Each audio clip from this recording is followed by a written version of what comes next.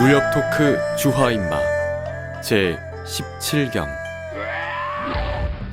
막힌 혈이 거꾸로 뚫리는 팟캐스트 무협 토크 주화인마 17경입니다.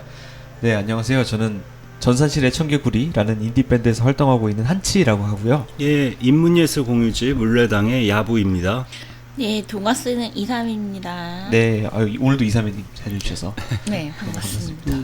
지난 시간에서 저희가 곽정에 대해서 이야기를 하고 있잖아요. 그쵸? 이번 주에도 역시 곽정에 대해서 이야기를 하는 걸로. 예. 네. 곽정 3부작 마지막 편이라고 그쵸. 할 수 있죠. 예, 곽정 3부작 중에 마지막 내용이면서 네. 영웅문 1부에 가장 중요한 핵심적인 김용 선생의 주제가 담겨져 있는 대목을 같이 이야기 나눠볼까 합니다. 사실 저부터가 어렸을 때 김용 소설 읽을 때는 그 캐릭터들이나 그 서사들이 너무 네. 흥미진진해서 네. 사실 김용 선생이 이 재미있는 소설을 통해서 뭘 이야기하고자 했었는지에 대해서는 사실 관심이 없었어요. 그쵸. 오히려 뒷부분은 재미가 없었던 것 같아요. 막 이렇게 무거운 얘기 나오고 사연 줄줄이 막 이렇게 무슨 되게 긴 의론문들이 연속해서 펼쳐지거든요. 그쵸. 그런 것들이 사실 막 이렇게 주백통이나 황룡이 막 약간 이렇게 시시껄렁하게 막 이렇게 농담하고 사람들 이렇게 골려주고 이런 것들이 재밌었지. 네. 그 마지막에 이런 내용들이 좀 무겁게 느껴졌었나 봐요. 좀 넘기기도 했던 것 같아요, 그냥 이렇게. 그치. 저 같은 경우에는 그냥 거의 안 읽었죠. 근데 나이 들어서 다시 읽어보니까 이 뒷부분 내용이 네. 매우 심오하고 깊이가 있어요. 네. 일종의 어떤 전쟁 비판? 네. 혹은 영웅 비판? 네. 이라고 할 수 있을 정도로 되게 심각한 주제와 문제의식들을 담고 있습니다. 네. 그래서 그 부분을 좀 집중해서 같이 이야기 나눠보면 좋을 것 같아요. 영웅 비판이라고 하셔서 제가 생각이 났는데 저희 그 사조 3부곡에 대해서 지금 하고 있잖아요. 예. 네. 그 한국어판으로는 영웅문이라고 저희가 그쵸. 알고 있는데 그 영웅의 의미? 영웅문이라는 이름의 어떤 의미? 이런 것도 좀 알 수 있을까요? 그러니까 영웅이라는 말이 서양에서는 이제 히어로라고 보통 쓰잖아요. 네. 근데 이제 우리의 영웅이라는 것은 사실 히어로가 남성 영웅만을 지칭하듯이 네. 영웅이라는 단어 자체도 이렇게 네. 남성을 지칭하는 단어거든요. 그렇죠. 웅자. 예, 여성이 포함되어 있지 않은 단어입니다. 그렇기 때문에 뭐 사실 남성 영웅의 어떤 이런 세계에 대해서 다루고 있다라고 이야기할 수도 있을 테고, 네. 그리고 우리가 알고 있는 영웅이라는 것의 어떤 이미지는 어떤 의협심이 투철하고 뭔가 선과 악의 구분이 명백한, 네. 우리가 일종의 가장 이렇게 정의롭다라고 생각하는 이런 남성 영웅의 이미지가 있지요. 네. 큰 힘을 예. 가지고 있고. 그거를 대표적으로 보여주는 인물이 곽정이잖아요. 네. 그래서 저희가 방송에서도 여러 번 말씀드렸듯이 그 김용 무협 소설의 전체적인 어떤 흐름은 대협으로서의 영웅 곽정에서 그 녹정기의 위소보라는 소인으로 이렇게 하락해가는 네. 영웅이라는 신화가 뭔가 벗겨지면서 속세의 우리 같은 평범한 보통의 인간이 점점 비중이 높아지는 이런 양상으로 전체의 어떤 이런 서사, 인물 구도가 전개되었다라고 저희가 몇 번 말씀드렸는데, 그렇죠? 저희 오늘 제가 강조하고 싶은 거는 영웅문 1부 사조영전부터 이미 네. 이 영웅에 대한 이런 비판적인 성찰, 네. 영웅이라는 개념에 대한 이런 어떤 메타 비판이라고 할 수 있는 것들이 이미 맹화적으로 담겨져 있다. 뭐 신조협녀나 의천도르기까지 가지 않아도 그렇죠. 이미 맹화적으로 담겨 있고 네. 그게 신조협녀나 나중에 뭐 이런 소호광호로 네. 가게 되면 그게 점점 더 확장되고 심화되어 가는 것이 아닌가라는 네. 문제 제기를 한번 해보고 싶습니다. 네. 그래서 그거를 우리가 징기스칸이라는, 우리가 세계사에서도 손꼽히는 사람이 바로 징기스칸 아니겠습니까? 그렇죠. 그 징기스칸은 실존 인물이고 곽정은 허구적인 가상의 인물이지만 네. 곽정과 징기스칸의 어떤 이런 여러 다양한 인연들, 네. 소설 안에서의 다양한 이런 어떤 관계의 양상들을 통해 가지고 이 곽정의 영웅관을 네. 징기스칸을 경유해서 네. 그 소설 안에 있는 징기스칸에만 초점을 맞춰서 네. 이야기를 나눠보면 재밌을 것 같아요. 역사적 인물을 예. 다 보는 게 아니고 실제 징기스칸을 다루려면 이게 사실 다루고 있는 방송 다른 팟캐스트 방송도 있어요. 네, 징기스칸의 너무 일대기를 방대하죠. 다룬. 그쵸. 그거를 뭐 실제 징기스칸이 중요하다기보다 우리 영문 안에서의 징기스칸이 중요하죠. 저희한테는 그쵸?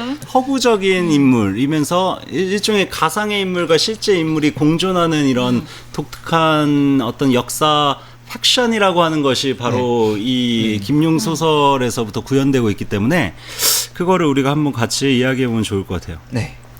그래서 제가 처음 먼저 말씀드리고 싶은 거는 징기스칸 하지만 징기스칸은 후대에 이제 칸이 되었을 때 이름이고 저희가 알고 원래 있는 이름은 태무진. 음. 그렇죠. 저는 이 태무진부터 시작해야 된다고 생각합니다. 네. 곽정과의 관계를 우리가 좀 조명하려면 이 태무진이라는 것은 징기스칸의 이름이에요. 징기스칸은 어떤 이런 그 일종의 왕의 어떤 호칭이고 네.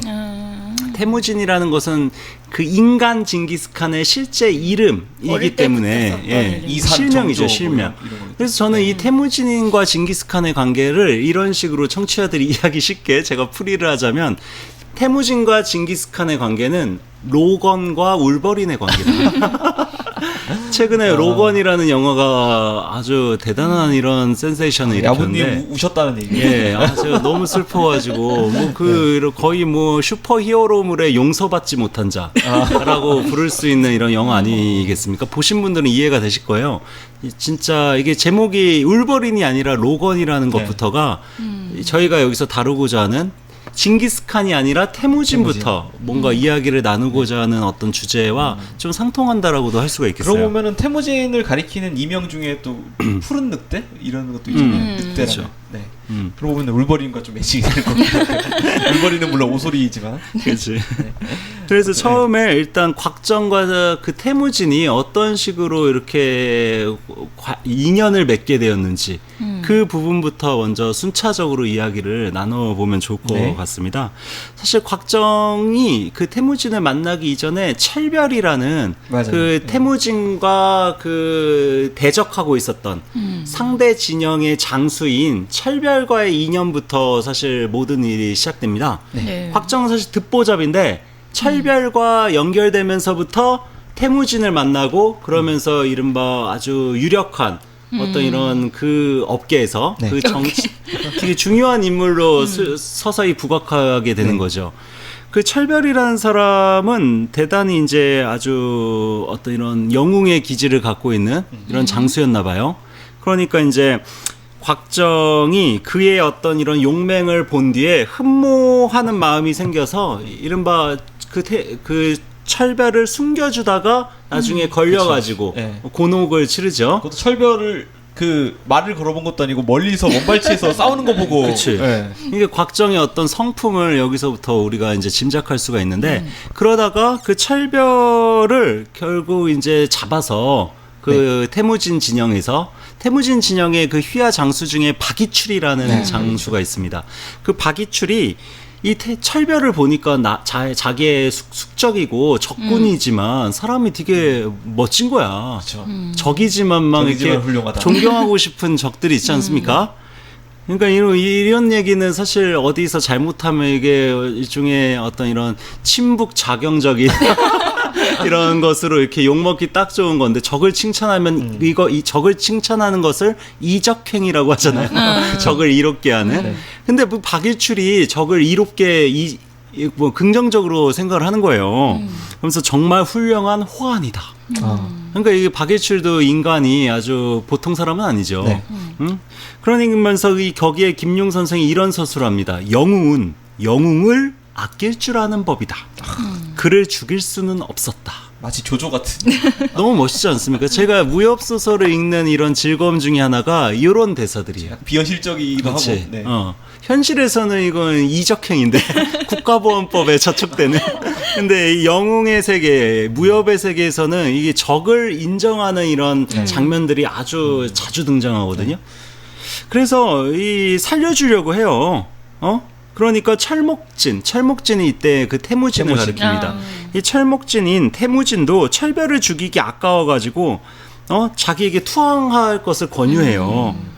그러면서 이거를 마음으로 신복시킵니다. 네. 태무진이 그 상대 적군의 그 장수를 이 장면부터 우리가 여기서 태무진의 성격을 인품을 네. 위인됨을 우리가 알 수 있는 거죠. 네. 이 위인됨 때문에 곽정도 태무진 휘하에 네. 이제 들어가게 되는 거 아니겠습니까? 그래서 결국에는 화쟁 공주와 그 약속까지 결혼까지 약속하게 되고 이게 이제 제가 처음 말씀드리고 싶은 이런 장면인데 이것과 관련해서 이게 사실 몽골군의 몽골인들의 그런 어떤 성품 네. 이렇게 영웅을 알아볼 줄 아는 그 뭔가 이렇게 사람됨이 이렇게 호방하면서도 이렇게 의로운 네. 이런 협을 아낄 줄 아는 이런 성품들에 대해서 김용 선생 소설 일부에서는 곳곳에서 이런 묘사들이 정말 많이 등장해요. 네. 금나라랑 비교가 많이 금나라랑 비교되죠. 그쵸.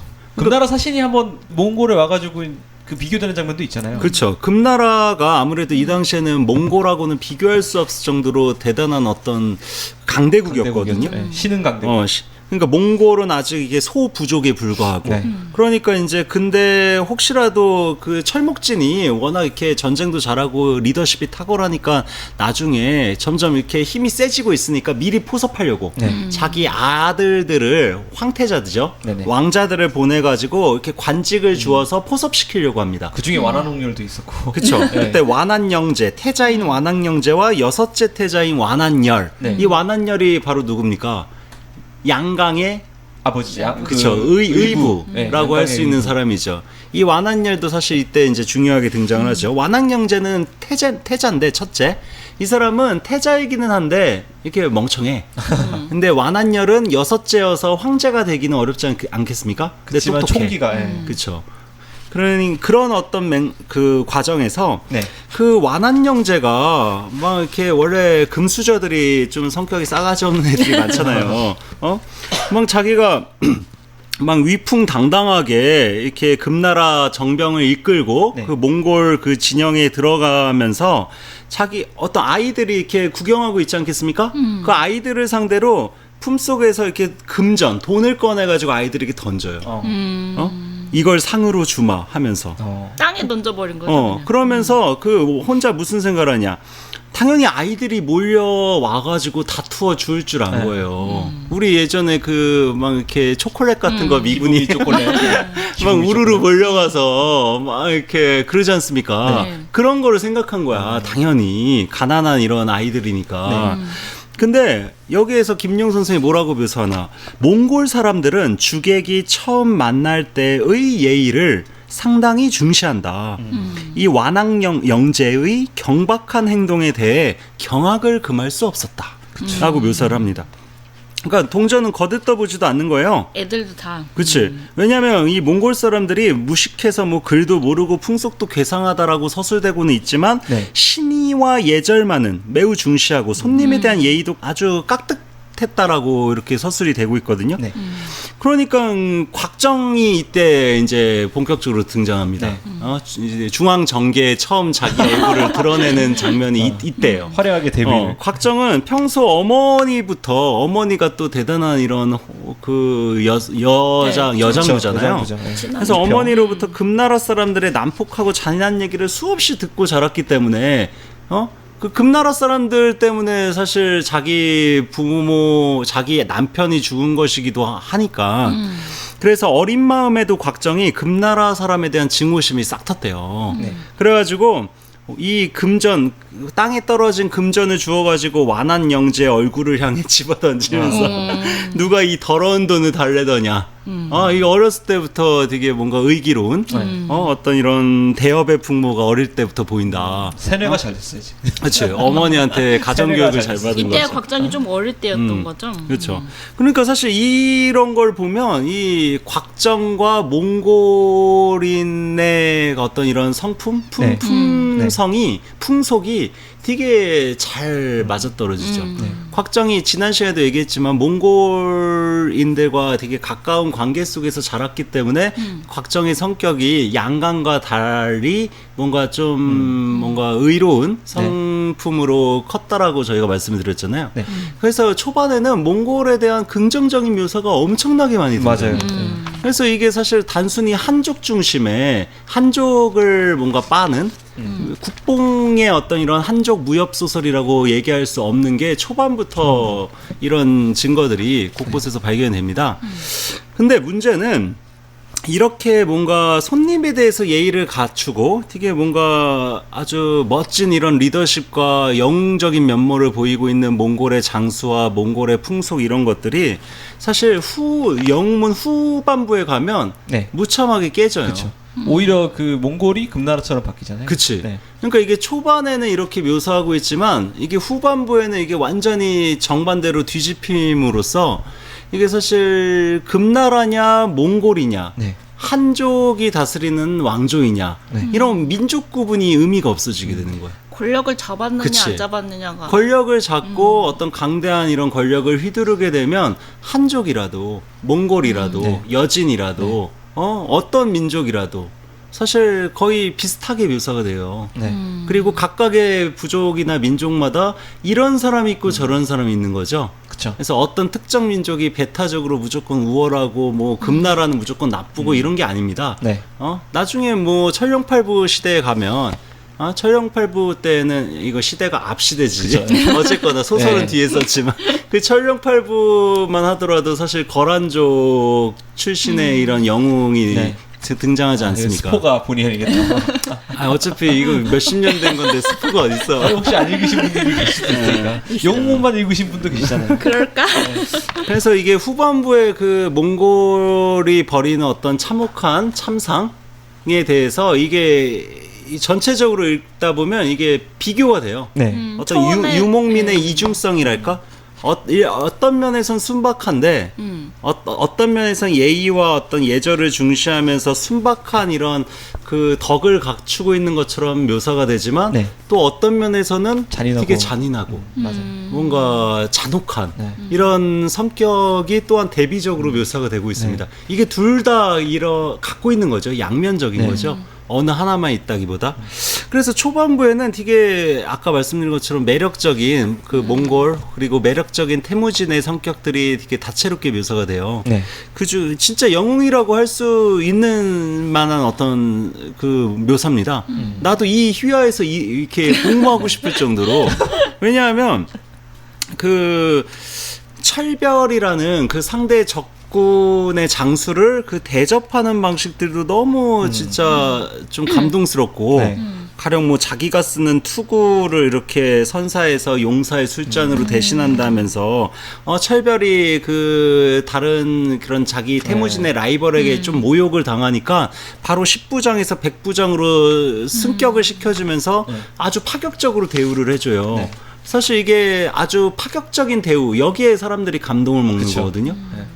인사 요즘 청문회도 그렇지만 갑자기 예상치 못한 이런 인사를 전격적으로 발탁해서 네. 실력만으로 발탁했을 때 출신을 보지 않고 네. 실력만으로 발탁했을 때 국민들이 열광하지 않겠습니까? 그쵸. 사실 태무진이 철별을 이렇게 어떤 등용하는 과정 자체가 진짜 적군을 실력만으로 네. 자기 휘하에 신복시켜서 그 실력만으로 그 사람을 이렇게 중용하는 이런 장면들이 되게 묘사되고 있어서 네. 이 몽골 군 내에서 되게 많은 사람들이 그 태무진의 리더십에 감동을 하고 완한열조차 네.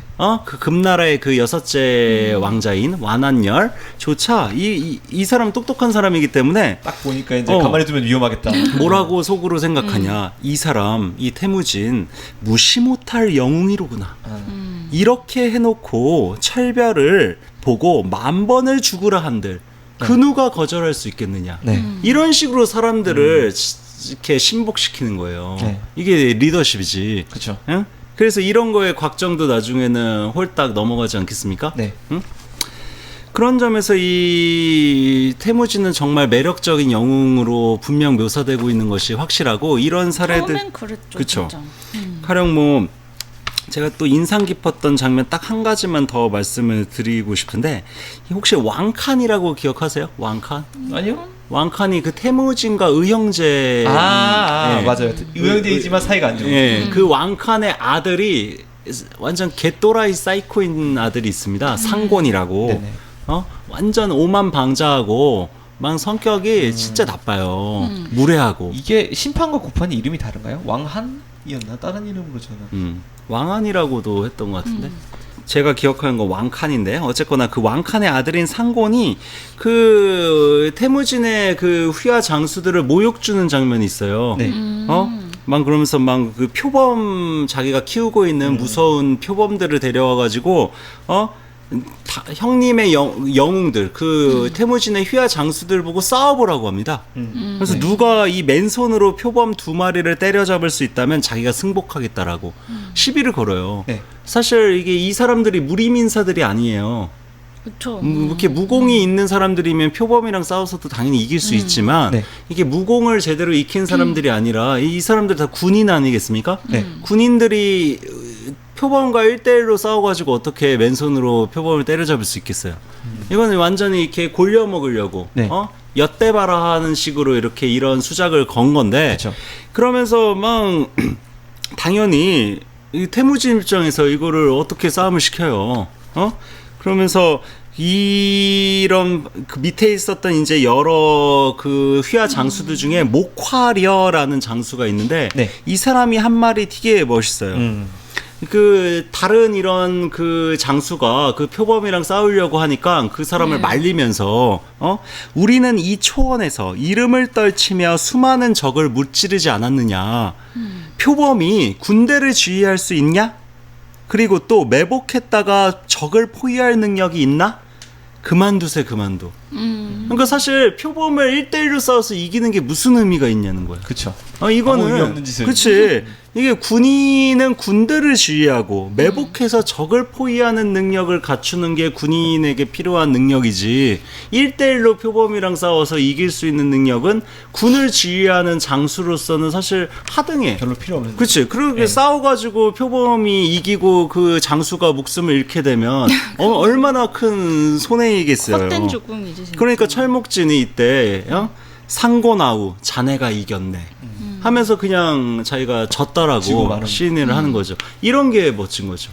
어떤 자존심 때문에 막 의미 자기 없는 휘하의 싸움. 네. 훌륭한 장수들의 이런 목숨을 담보로 자기 자존심 객기를 부리고 치기를 부리지 않았다라는 얘기입니다. 네. 이게 태무진의 어떤 리더십이라고 할 수가 있고 이게 이제 되게 매력적으로 그려져요. 네.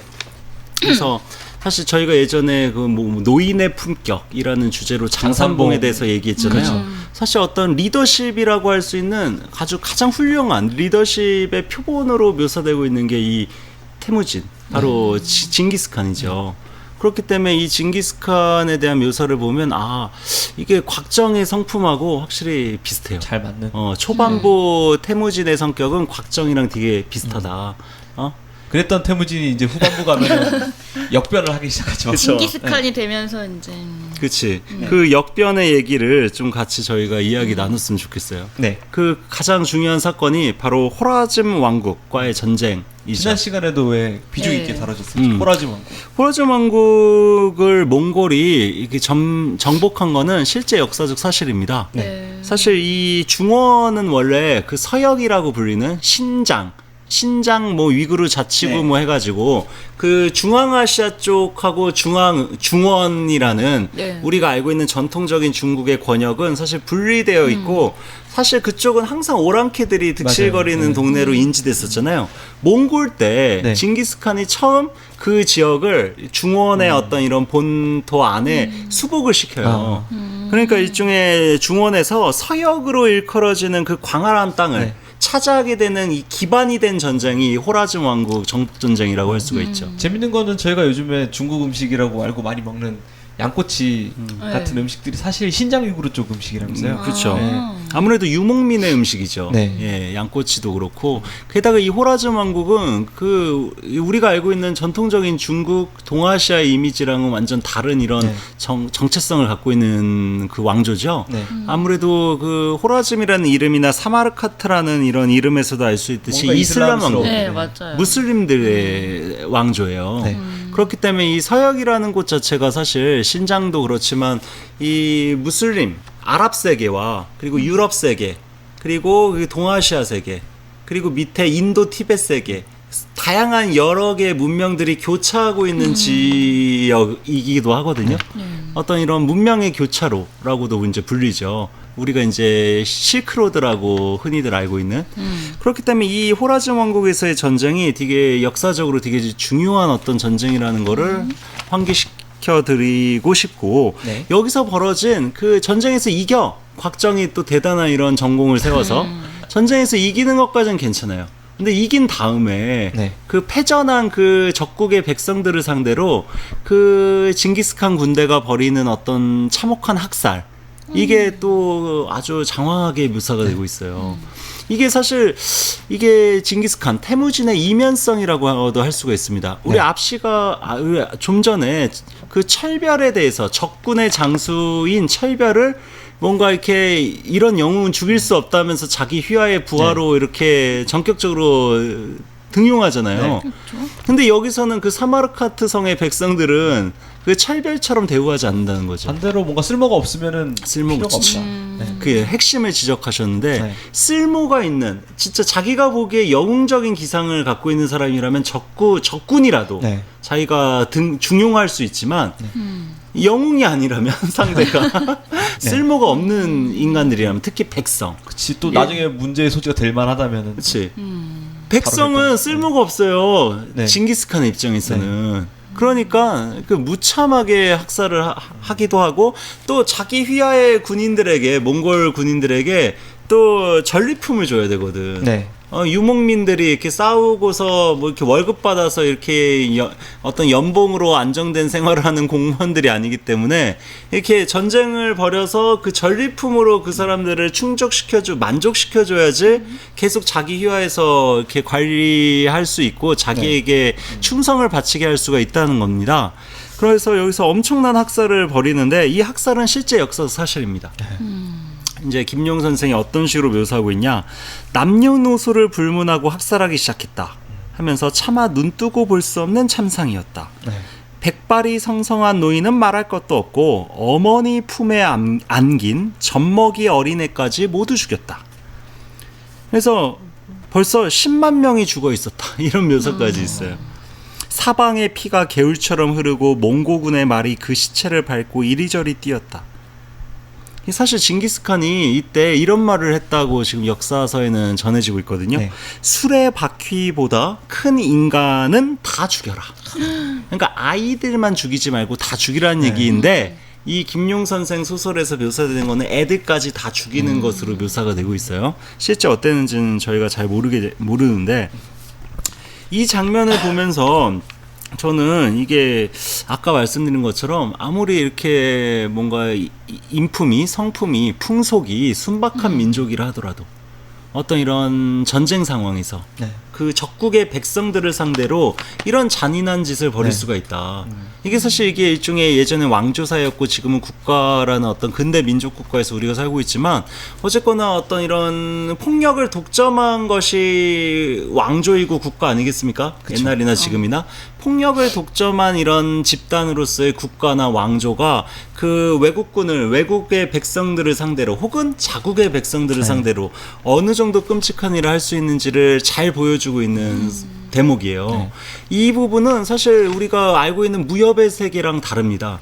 우리가 알고 있는 무협의 세계, 우리도 폭력을 좋아하잖아요. 사실 싸우고 치고받고 무공을 모든 다루고 뭐 만화나 게임을 하더라도 싸우지 않으면 안 해요. 그렇지. 근데 싸우는 게 뭔가 나와 대등한 혹은 나보다 센 사람을 상대로 내가 열심히 무공을 익혀가지고 혹은 머리를 써서 장깨를 부려서 그렇게 치고받는 싸움은 무력을 이용하든 어떤 두뇌 싸움이든 다 흥미진진하고 사실 우리가 매료될 만합니다. 그쵸. 근데 아무런 힘이 없는 무력한 아이들과 노인, 여성들을 상대로 강력한 어떤 군사력을 갖고 있는 정규군이 뭐 10만 명을 이렇게 남녀노소 가리지 않고 잔인하게 학살하는 싸움을 우리는 그런 폭력을 우리는 사실 거기에 흥미를 느끼기는 어렵죠. 그쵸. 근데 또 안타깝게도 현실에서의 어떤 폭력, 무력이란 거는 그 후자의 방향으로 거의 다 나타나요. 그렇죠. 현실에선 대등하게 우리가 영화나 드라마, 만화에서 즐기는 그런 폭력은 거의 찾아보기가 나오죠. 어렵죠. 힘이 센 사람이 힘이 약한 사람들 대상으로 압도적으로 폭력을 벌이는 경우들이 많죠. 뭐 그 예전에 중국 뭐 공산당 설립하는 과정을 보면은 그 과정에서 사람들이 엄청나게 죽어나거든요. 그렇죠. 그런 부분이나 아니면은 뭐 한국 근현대사만 찾아봐도 예. 뭐 100명, 200명 죽는 거는 아무렇지도 않을 정도로. 그렇죠. 그래서 이런 어떤 중요한 한국사에서만이 아니라 세계사에서 유명한 이런 학살 사건들, 네. 어떤 인종 학살이라고 부를 만한 사건들을 저희가 뭐 이렇게 우린 역사 시간이 아니니까 그렇지만 한 이름 정도는 몇 개 이렇게 열거해 놓고 이것과의 어떤 이런 그 연장선상 안에서 이 김용 선생 소설 안에서의 사마르칸트 성학살 사건도 네. 존재하고 있다. 네. 이걸 한번 같이 이야기해보면 좋겠어요. 우리가 알고 있는 대표적인 학살 사건은 예전에 아메리카 네. 에서 원주민들을 대상으로 한 학살 이 이제 가장 우리가 알고 있는 이 가장 오래된 학살일 것 같고 스페인이 그때 참 아메리카 인디오들을 많이 죽이지 않았습니까? 그렇죠. 네. 16, 17세기 이때쯤인데 그거 말고도 사실 20세기 초 19세기 말에 그 무슬림 오스만 투르크 무슬림에 의한 그 기독교계의 아르메니아인들을 대상으로 한 또 대규모의 학살 사건들이 있었죠. 지금 첫 번째 학살은 스페인에 의한 학살 사건이고 두 번째 제가 말씀드린 거는 무슬림에 의한 학살 사건이잖아요. 네. 기독교 문명에서의 학살 사건, 무슬림 아랍 문명에서의 학살 사건. 네. 그리고 이거 말고도 뭐 무슨 뭐 이스라엘 그 유태인들을 대상으로 한 나치의 학살 사건. 이건 독일 아리안 민족의 어떤 학살 사건이라고 할 수가 있을 테고. 그리고 그 유태인들이 나중에는 팔레스타인에서 똑같이 그 나치들이 자기들에게 했던 것들을 팔레스타인 민족들을 대상으로 똑같이 반복하지 않습니까? 네. 이스라엘의 어떤 이런 팔레스타인인들을 대상으로 한 어떤 이런 폭력. 그리고 뭐 미얀마에서는 무슬림들을 대상으로 한 엄청난 또 학살 사건들이 네. 있었죠. 유명한 사건이고. 그리고 영화 중에 혹시 액트 오브 킬링이라고 아세요? 네. 그 영화가 진짜 저도 아주 끔찍하게 가슴 졸이면서 봤는데 그 영화가 이제 인도네시아 군부에서 벌어진 집단 학살 사건이잖아요. 네. 그것도 이거 되게 무서운데 거의 100만 명 이상을 죽였다고 합니다. 공산주의자로 몰아서. 이것도 1960년대에 있었던 대표적인 이런 인종학살 사건이라고 할 수가 있고 그리고 그 유명한 르완다의 인종학살. 이것도 90년대 초반인데 이것도 영화로도 나와 그렇죠. 있죠. 이거 너무 유명 호텔 르완다라는 르완다. 영화도 있고 이게 뭐 후투족이라는 이런 부족이 투치족을 상대로 80만 명을 학살한 사건이죠. 이거 말고도 뭐 무서워요. 우리 한국에서만 하더라도 뭐 제주 4.3 사건, 사안 사건. 제주 4.3 사건도 있고 그리고 5.18. 5.18. 사실 여기서 이게 우리가 이거를 제가 빠르게 이런 것들을 훑은 이유는 이게 학살의 가해자와 피해자가 정해져 있지 않다는 거예요. 네. 어떤 특정 민족은 나쁜 놈이어가지고 무조건 학살의 가해자고 어떤 특정 민족은 항상 이렇게 뭔가 뭐 백의의 민족이어가지고 항상 피해만 보는 약탈만 당하고 이렇게 학살만 당하는 그런 민족이 아니라는 거죠. 일례로 뭐 폴란드 같은 경우도 저희가 뭐 마지막 수업 이런 소설의 영향으로 되게 불쌍한 나라로 알고 있지만 뭐 근데 이전에는 깡패 국가로 유명했잖아요. 폴란드죠. 네. 그 알퐁스 도데부터가 내셔널리스트고 네. 되게 어떤 국뽕주의자로서 이런 얘기 해도 되나? 근데 그렇게 비판하는 사람들도 많이 있거든요. 마지막 네. 입세라는 소설을. 어쨌거나 이게 기독교 문명이든 이슬람 문명이든 네. 독일인이든 유태인이든 한국인이든 뭐 무슨 민족과 이런 국적과 어떤 지역에 상관없이 20세기에만이 아니라 지난 역사에서 어떤 인종학살이라는 게 너무 많았어. 그런 인종학살이라는 어떤 역사적 사실을 소설 안에 사마르칸트성 학살이라는 어떤 방식으로 끌어들여서 이 이른바 무협세계 우리가 순수하게 그 어떤 초식을 다투고 구음진경 구양진경으로 뭔가 내공과 어떤 이런 수련을 해가지고 복수를 하거나 서로 막 희희낙낙거리면서 강호에서 즐겁게 네. 서로 뭔가 화산 농검하는 이런 세계에 이 역사상의 이 끔찍한 학살 사건을 일부러 왜 굳이 끼워 넣었을까? 사실 어떻게 보면 흐름상 좀 안 맞기도 뭐 하죠. 뜬금없고 아니 뭐 이렇게 강호에서의 이런 자유로운 이런 무리민들 사이의 이야기들이 재밌지 갑자기 막 남녀노소 10만 명을 학살하는 사건을 넣게 되면 그 사람들은 무리민도 아닌데 사실 좀 확 깰 수가 있거든요. 네. 내가 지금 들어가서 이렇게 재밌게 놀고 있는 이 어떤 환상적인 어떤 강호 무림의 세계에서 갑자기 역사, 현실감이. 현실이 갑자기 틈입해 들어오는 거예요. 네. 그러네 진짜 생각해봤더니. 그러니까 이런 것들을 굳이 징기스칸의 어떤 이런 학살 사건을 김용이 묘사하면서 무엇을 이야기하고자 했는가. 이때 곽정이 막 자기가 무슨 거라도 다 이렇게 할 테니 대칸의 말씀을 무엇이든 다 자기가 들을 테니 제발 저 수십만 명이 넘는 백성의 생명을 용서해달라고 막 사정하는 장면이 이어지죠. 네. 그래서 이제 결국 뭐 살려주기는 하는데 그래도 이미 이제 10만 명 이상이 죽었다라는 식으로 묘사가 되고 있습니다. 이런 식으로 사실 초반에 등장했던 태무진의 성품과 후반부의 그 징기스칸의 성품은 더 이상 같은 영웅의 위인이라고 볼 수 없을 정도로 많이 달라졌고 곽정은 그대로 그 자신의 성품을 이렇게 고수 견지하고 있죠. 네. 그러면서 처음에는 곽정과 태무진이 비슷한 어떤 이런 성품으로 의기투합하는 관계였다면 네. 후반부에 가서는 그 틈이 이 사마르칸트 성 학살 사건을 계기로 틈이 벌어집니다. 그 틈이 벌어지다가 결국 마지막 영웅문 마지막 장면에서 이제 가장 중요한 이런 어떤 주제가 김용 선생이 이야기하고자 했던 주제가 이렇게 드러나게 되는 거죠. 이런 징기스칸, 변해버린 징기스칸에 대해서 제가 오랜만에 이야기를 해보는 것 같아요. 이 이름에 대해서 구척이가 나타나서 뭐라 한 소리를 하죠. 그러니까 우리 예전에도 구척이와 징기스칸의 관계에 대해서는 한번 다룬 적이 있었는데 사실 구척이도 사실 이 사람도 어쨌거나 성품이 다혈질이긴 하지만 도사 아니겠습니까? 네. 도사라는 존재는 기본적으로 이렇게 폭력적인 사람은 아니에요. 네.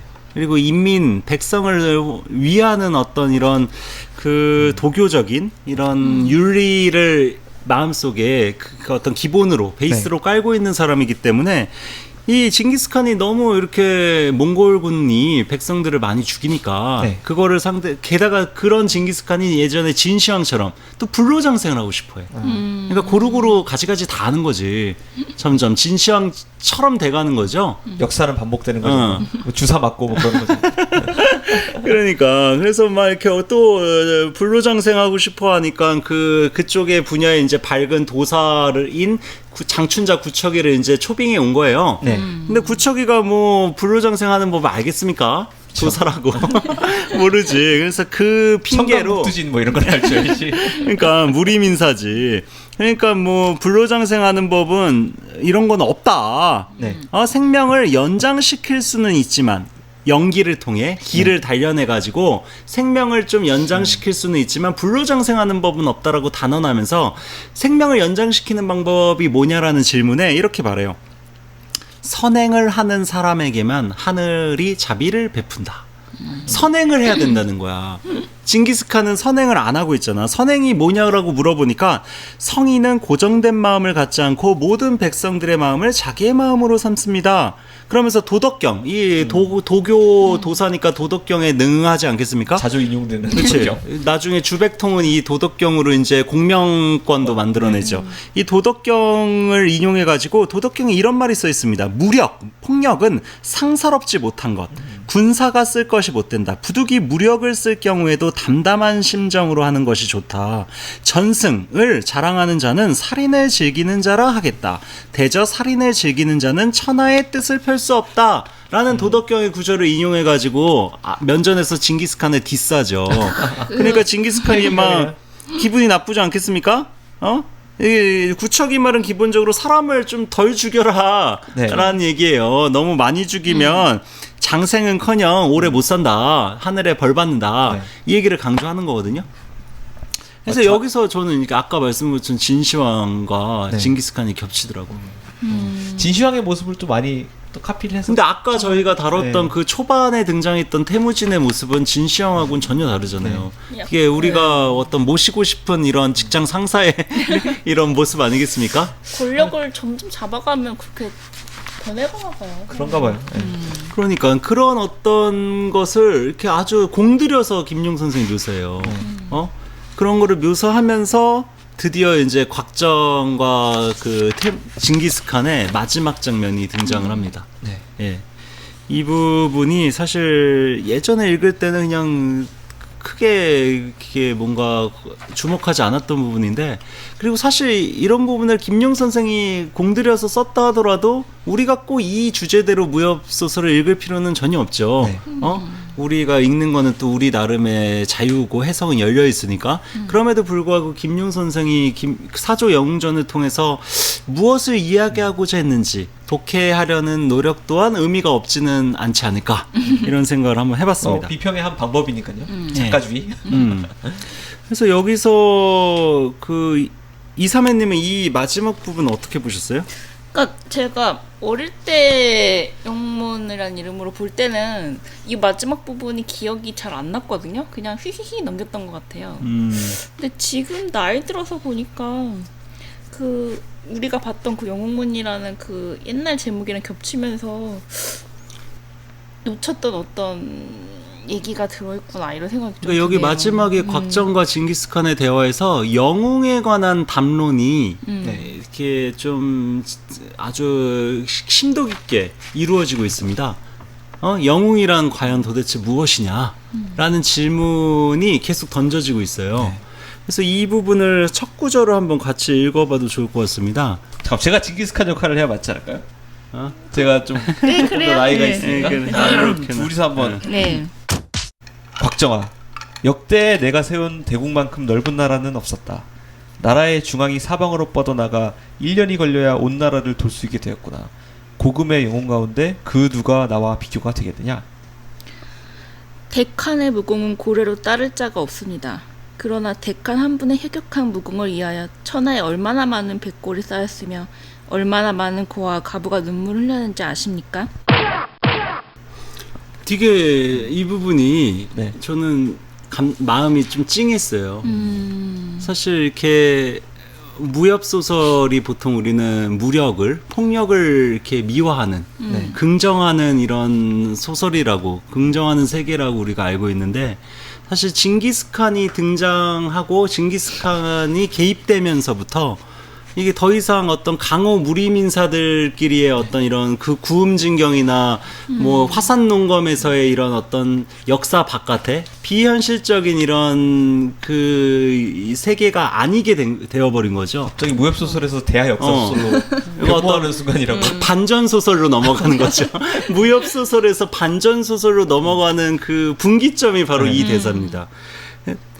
그 덱한의 어떤 덱한 같은 이런 영웅 때문에 얼마나 많은 백골이 쌓였으며 얼마나 많은 고아와 과부가 눈물을 흘렸느냐. 사실 우리가 구양봉과 한번 비교를 해보면 구양봉은 악인이잖아요. 그쵸. 그렇죠. 이게 뭐 일말의 어떤 이런 동정도 하기 어려운 악인이죠. 징기스칸은 리더십과 그 젊었을 때 그 어떤 영웅적인 매력적인 이런 인물로 묘사가 되고 있지만, 근데 구양봉과 징기스칸을 비교하면 누가 더 많은 백성들에게 큰 화를 입혔느냐? 징기스칸이죠. 징기스칸이지. 구양봉이 사실 사람을 죽인 거는 제가 숫자를 안 세어봤지만 사실 뭐 비교할 수 없이 적죠. 네. 백성은 별로 안 즐겼어요. 구양봉이 구양봉도 학살을 하긴 했습니다. 바다에서 상어들을 대량으로 학살했죠. 수천 마리 이상의 상어들을 학살하지 않았습니까? 그 도구로. 네. 그거 대량 학살이죠.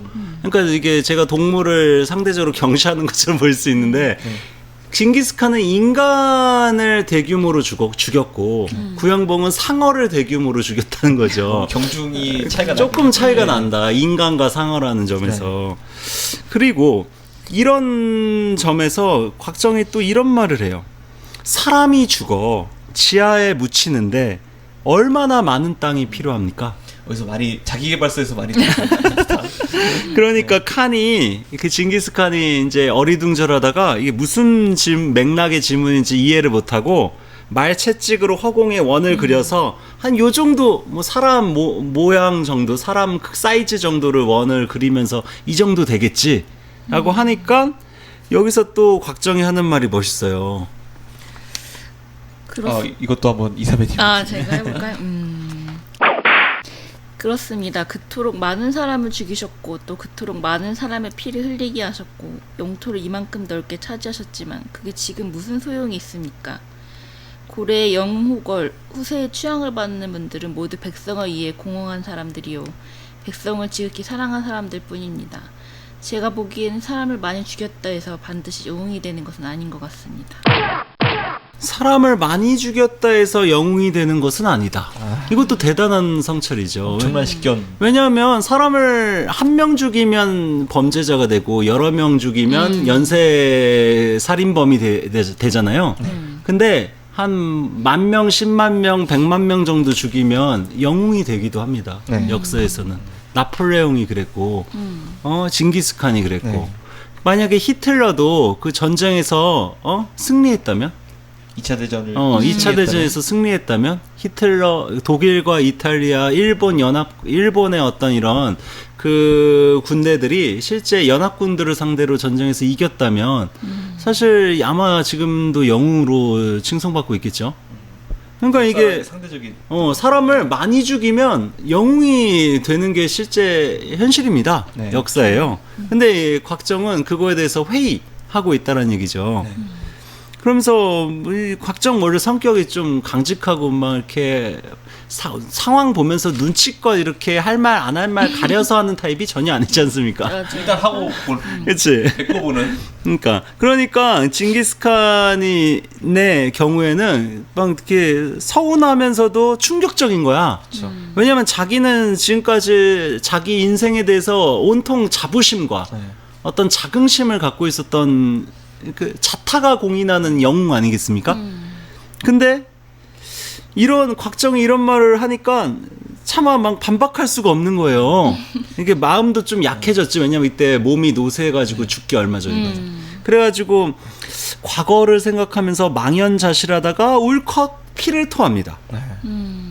곽정이 막 놀라서 이렇게 자기의 말이 혹시 지나쳤나 막 후회하면서 제가 너무 외람된 말씀을 드렸나 봅니다. 막 그런 소리를 해요. 그러니까 징기스칸이 담담하게 이런 말을 하는데 이게 또 가슴이 짜네요. 제가 한번 네. 다시 한번 징기스칸의 빙의를 해가지고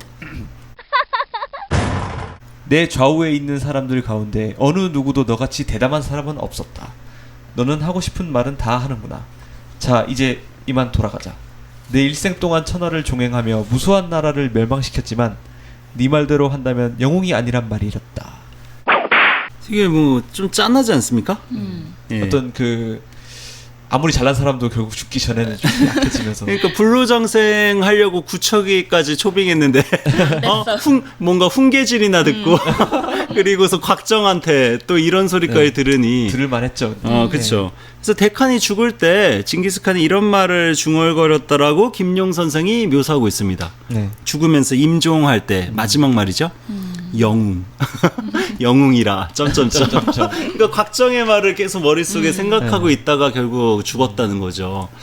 그래서 이 사실 사조 영웅전의 대미를 장식하는. 예, 영웅문의 일부 사조 영웅전의 마지막 장면이 영웅에 대한 이런 성찰, 영웅에 대한 회의, 영웅에 대한 어떤 이런 비평, 영웅 담론으로 일관되고 있어요. 그러니까 일부부터 영웅이라는 것 자체에 대해서 무조건적으로 긍정하는 것이 아니라 도대체 영웅이란 무엇이길래 이렇게 생사를 가름하느냐. 거기서 많이 들어본 듯한. 이 주제가 2부에 가면 정의란 무엇이길래 생사를 가름하느냐로 영웅론에서 사랑 담론으로 뭔가 이렇게 이동해 가는 것이 아닌가라는 게 저의 이제 분석인데요. 그래서 이게 영웅 문제에 대해서 뭔가 좀 깊이 있게 다루고 있다라는 점이 좀 이채롭고 이게 이제 영웅에 대한 비판적 성찰 이것이 나중에 가서는 무협 장르 자체에 대한 이런 비판적인 성찰로 점점 확장 심화된다. 그 어떤 맹아 단초를 여기 마지막 이 대목에서 우리가 미리 뭔가 예측할 수 있지 않을까 하는 생각이 듭니다. 김용 선생의 필력이란 뭐 대단하다는 것에 다시 한번 이렇게 감탄을 하게 되네요. 그리고 사실 이 부분을 그렇다고 해서 꼭 이러한 주제에 맞춰서 소설을 읽을 건 그쵸? 아니죠. 사실 저희가 영문 일부를 읽는 동안 이렇게 즐거웠던 대목들은 이런 영웅에 대한 비판적인 코멘트라기보다는 막 이렇게 어떤 장난과 어떤 이런 유희와 어떤 즐거운 모험과 무공을 증진시키면서 서로 치고받고 속고 속이고 그런 어떤 서사적인 잔재미들이 저희는 즐거웠잖아요. 네. 아니면 예전에 저희 그 방송에서 깊이 다뤘던 뭐 인문 소양적인 이런 다양한 썰들 그쵸. 이런 것들이 이제 지적인 이런 흥미와 어떤 재미를 줬었는데 네. 마지막에서 이런 어떤 주제 의미심장한 반전주의적인 네. 이런 어떤 성찰을 하는 그 구도를 우리가 한번 생각해 보면 이게 나름 이렇게 좀 김용 선생이 노린 거다. 이게 처음부터 반전 소설을 쓴 게 아니잖아요, 무협 소설이. 그렇죠. 반전 소설을 쓰면 이거 누가 읽겠습니까? 재미가 그쵸, 없지. 네. 이거는 네. 순수 문학이 되는 거죠. 장르 문학이 아니라. 근데 장르적 재미는 10분, 막 120% 즐겁게 우리를 놀게 해놓고서 마지막에 이런 매우 묵직한 주제를 던지는 것은 일종의 그 김용 선생의 저의가 있다고 생각해요. 장르 문학만으로 끝내고 싶지가 않은 거야. 당의정 같이. 네. 뭔가 이렇게 막 무협 서로 복수하고 죽이고 죽고 막 신나게 무공 익혀서 막 뭐 천하를 군림하는 이런 내용으로만 이 자기의 소설이 네. 뭔가 이렇게 장르적인 재미만으로 평가받고 싶지는 않았던 거죠. 약간의 어떤 예술적인 순수문학적인 주제를 일부러 넣음으로써 그 작품의 어떤 완성도, 예술적 깊이를 이렇게 높이고 싶었다라는 어떤 이런 그 욕심? 어떻게 보면 이런 의도가 분명 개입되어 있지 않았을까. 제가 그래서 이 부분을 보면서 옛날 그 조선시대 소설 중에 구운몽이 떠올랐어요. 아, 구운몽? 구운진경 같은. 구운몽이라고 그 양소유라는 네. 그 인물이 그 꿈속에서 온갖 부귀영화를 누리면서 막 그 8명의 그 미녀들을 자기 아내로 삼고 진짜 부귀영화, 인간이 누릴 수 있는 모든 영광과 영예와 재미와 쾌락들은 다 누리다가 꿈에서 깨어났더니 인생은 다 무상하더라 하면서 어떤 도가적인 불가적인 주제를 던지면서 마무리하는 네. 그 소설이 있거든요. 그거랑 나는 비슷하게 느껴지더라고. 온갖 장르적 무협 재미들은 다 진짜 진수성찬으로 차려서 우리를 쾌락의 어떤 뭔가 쾌락의 숲에서 우리를 이렇게 허우적대다 하다가 마지막에 가서 이런 것들은 다 허망하다. 부질없고 이게 인간 어떤 백성들이 희생되고 폭력이라는 것이 무엇이며 영웅이라는 게 도대체 무엇이냐 이런 식으로 뭔가 마무리함으로써 뭔가 여기서 어떤 주제를 마지막에 확 이렇게 뭔가 각인을 시킨 거죠. 그래서 좀 네. 약간 구운몽이랑 비슷하지 않나? 뭐 구운몽 뭐 만능전개라서 그게 하고 나서 그냥 다 꿈이었다. 그치. 네, 일종의 만능전개죠. 네. 그러니까. 네, 아무튼 오늘 되게 재밌게 또 한 시간 꾸며봤네요. 징기스칸 이야기를 하다가. 전 뭐 오늘 시간 하면서 사조영웅전의 영웅이 혹시 징기스칸은 아닐까 이런 생각도 해봤어요. 물론 곽정이라고 저희가 앞 시간에 해석을 해보긴 했지만은 뭐 징기스칸으로 해석해도 곽정이 네. 진짜 영웅다운 면모를 보이는 거는 사조 영웅전보다 오히려 신조협력, 신조협력이죠. 네. 그 양양성 전투 네. 거기서 진짜 대여브루스의 면모를 보이죠. 네. 오히려 이제 이 영웅문 일부는 이제 예비 영웅의 지금 현재 영웅 비판. 그럴 수도 뭐 있겠다, 이런- 진짜. 그래서 사실 징기스칸의 영웅성과 곽정의 영웅성은 결이 좀 다르거든요. 네. 한 단계 업그레이드된 게 곽정의 영웅성이라고 할 수가 있겠죠. 네. 이 징기스칸에 대한 비판을 통해 이 비판을 징기스칸에 대해서만 한 게 아니라 자기 자신에 대해서도 한 것이 아닌가.